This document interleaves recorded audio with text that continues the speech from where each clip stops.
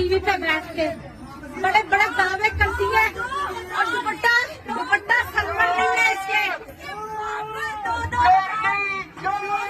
ये देखो, ये चोरों की सरदार नहीं है। अस्सलाम वालेकुम गाइज़, मेरा नाम अज़हर और हमारा यूट्यूब चैनल देख रहे हैं हकीकी आवाज़।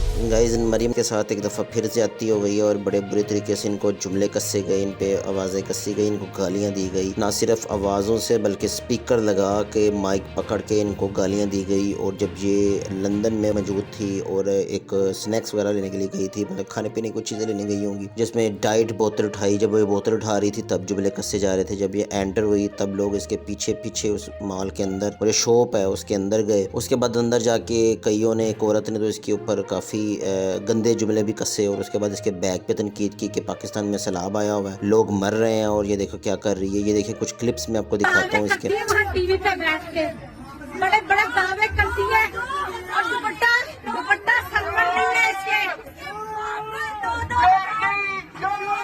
ये देखो, ये चोरों की सरदार नहीं है। चोरनी चोरनी लूट के पाकिस्तान खा गए और यहाँ पर सेंट्रल लंदन में फिर रही है ये पाकिस्तानियों का पैसा खा के, पाकिस्तानियों का खून चूस के यहाँ पर फिर रहे हैं ये